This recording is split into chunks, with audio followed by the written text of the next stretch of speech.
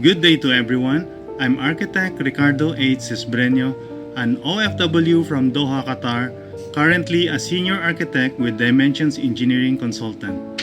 I have passion in architecture history and classical architecture. Welcome to Historia de Arquitectura. Today we will be talking about the Dome of the Florence Cathedral. The Florence Cathedral, officially known as the Cathedral of Santa Maria del Fiore, meaning the Saint Mary of the Flowers. It is the crown jewel of Florence's skyline and one of Italy's most visited landmarks. Known locally as the Duomo, it is celebrated for its distinctive red tiled dome, polychrome marble facade, and as a masterpiece of the Renaissance. The Dome of the Florence Cathedral remains to be as the largest unsupported brick masonry dome ever built. Florence was a center of medieval European trade and finance and one of the wealthiest cities of that era. It is considered by many academics to have been the birthplace of the Renaissance, becoming a major artistic, cultural, commercial, political, economic, and financial center. During this time, Florence rose to a position of enormous influence in Italy, Europe, and beyond. Its turbulent political history includes periods of rule by the powerful Medici family and numerous religious and republican revolutions. The Florence Cathedral complex is a massive attraction comprising several distinct sites, including the main cathedral, Bruneleschi's dome, Giotto's bell tower, the baptistery, and the Opera del Duomo Museum.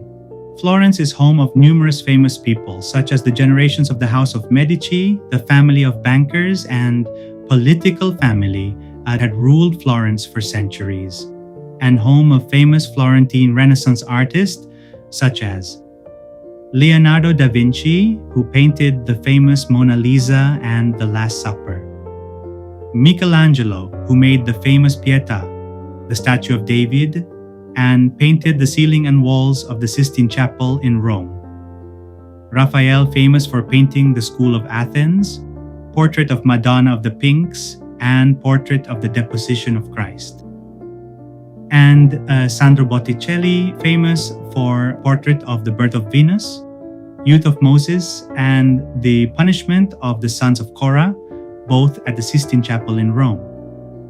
And also Donatello, famous for his version of the statue of David, which was made many years earlier than Michelangelo's version. Perhaps one of the most important Florentine, mostly unrecognized, was Amerigo Vespucci, a famous explorer who realized that the discovery of Columbus was not the East Indies, but a new world, which now the Americas. The name America was named after him, Amerigo Vespucci. Another well-known Florentine is the famous astronomer, physicist, and engineer named Galileo Galilei.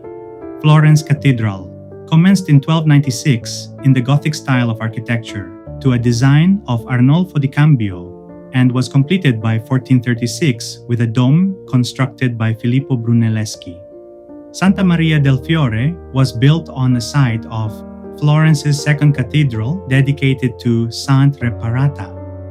This ancient structure, founded in the early 5th century, have undergone several repairs and was crumbling with age and is no longer large enough to accommodate the growing population of the city of Florence. Other major Tuscan cities had undertaken ambitious reconstructions of their cathedrals during the late medieval period, such as Pisa and particularly Siena, where the enormous proposed extensions were never completed. The City Council of Florence approved the proposed design of Arnulfo di Cambio for a new and larger church in 1294. The first stone foundation was laid on September 9, 1296, by Cardinal Valeriana, the first papal delegate ever sent to Florence. The building of this large project was to last 140 years. Arnulfo died in 1302, and the building of the cathedral have slowed for almost 50 years. In 1349, The construction of the cathedral resumed under a series of architects, but it was Francesco Talenti who completed the campanile, and due to some political pressure of aiming to have a larger, bigger church, he enlarged the overall project to include the apse and the side chapels. This means it will be difficult and risky to build a dome as large as this. It seems that no one has courage and definite idea on how to build a giant dome. By 1375, the old church of Santa Reparata was pulled down. The nave was finished by 1380, and since no one knows on how to build the dome, it has remained incomplete for more than 50 years. Some arts that can be found along the portals of the church are charity among the founders of Florentine philanthropic institutions, Christ enthroned with Mary and John the Baptist, Florentine artisans, merchants, and humanists. At the interior of the church are Perspective Illusion on the floor of the cathedral, Dante and the Divine Comedy. Underneath the dome is The Last Judgment by Vasari and Zuccari.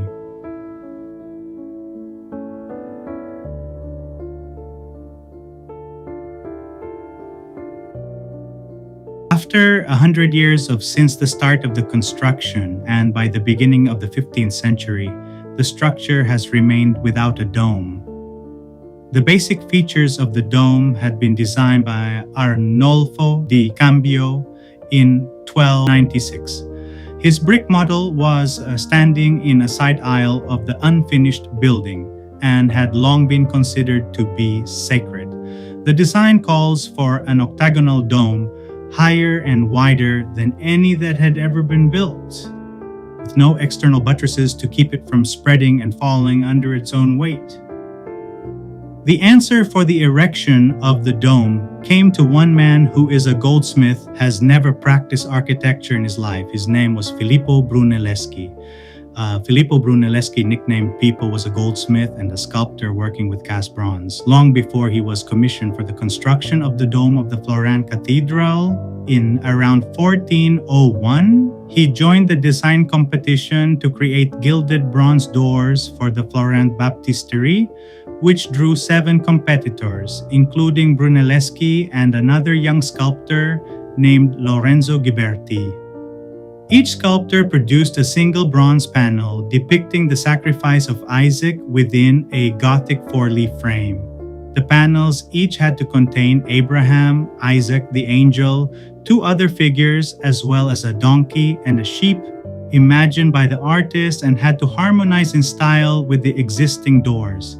These are the 2 panels side by side showing the works of Filippo Brunelleschi and Lorenzo Ghiberti. The jury praised and decided to choose on Ghiberti's panel. After losing the design competition, Filippo went to Rome to study the ancient ruins and forms of Roman construction.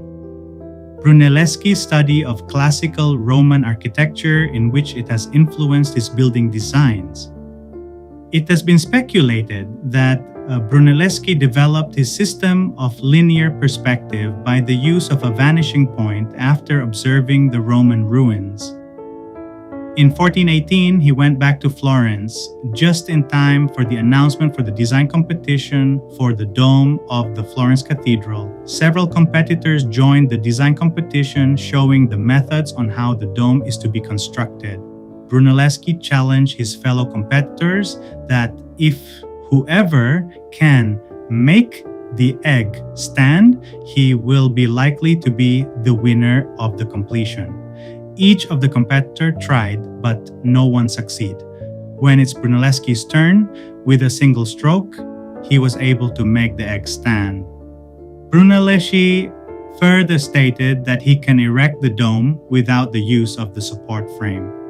Considering the height of where the dome is to be constructed, there are no available timber in Florence with that size that would able to be used as support frame. In 1418, with the support of Cosimo de' Medici, Brunelleschi won and was commissioned for the erection of the dome of the Florence Cathedral. Erection of the dome had begun in 1420. The building of such a masonry dome posed many technical problems. Brunelleschi had previously studied the Great Dome of the Pantheon of Rome for possible solutions. The dome of the Pantheon is a single shell of concrete, the formula for which had long since been forgotten. The Pantheon had employed structural centering to support the concrete dome while it cured. Brunelleschi employed the design of a double-shell dome, building the dome by the use of bricks due to its light weight compared to stone and are easier to form and with nothing to support under it during construction. Brunelleschi's solutions were ingenious.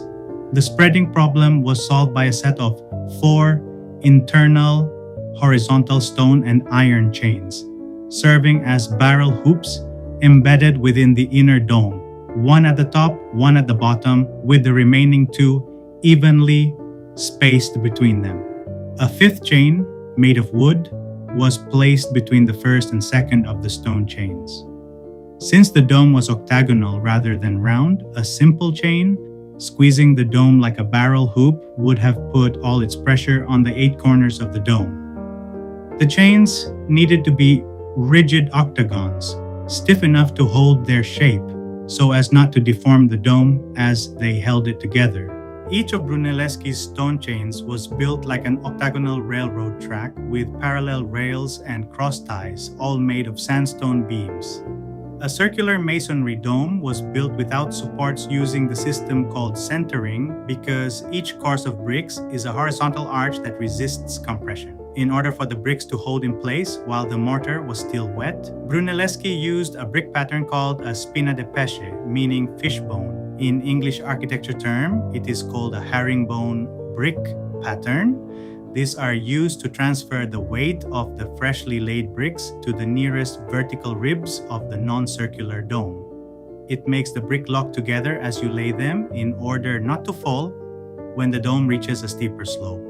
The outer dome was not thick enough to contain embedded horizontal circles. To create such circles, Brunelleschi thickened the outer dome at the inside of its corners at 9 different elevations, creating 9 masonry rings, which can be observed today from the space between the 2 domes. To counteract hoop stress, the outer dome relies entirely on its attachment to the inner dome and has no embedded chains. Brunelleschi completed the dome without leaving any models, drawings, and writings on how he managed to construct the dome of the Florence Cathedral. A young Florentine named Leonardo da Vinci have participated in the design of the bronze ball at the top lantern of the dome. While he was watching the construction of the dome, he managed to draw the lifting machine invented and used by Brunelleschi during the construction. Another young Florentine, Michelangelo, who grew up watching the construction of the Brunelleschi's dome, was so impressed with the design and construction, in which it has become his basis many years later when he designed a larger and bigger dome of the St. Peter's Basilica. Erection of the dome had begun in 1420 and was finished in 1436. The cathedral was consecrated by Pope Eugene IV on March 25, 1436, the first day of the year according to the Florentine calendar. It was the first octagonal dome in history to be built without a temporary wooden supporting frame. A huge statue of Brunelleschi now sits outside the Palazzo dei Canonici in the Piazza del Duomo, looking thoughtfully upward towards his greatest achievement, the dome that would forever dominate the panorama of Florence. It is still the largest unsupported brick dome in the world. Santa Maria del Fiore means Saint Mary of the Flowers. The completion of the dome of Florence Cathedral gave birth to a new kind of architecture, the Renaissance architecture. So this is Santa Maria del Fiore in Florence, the birthplace of the Renaissance.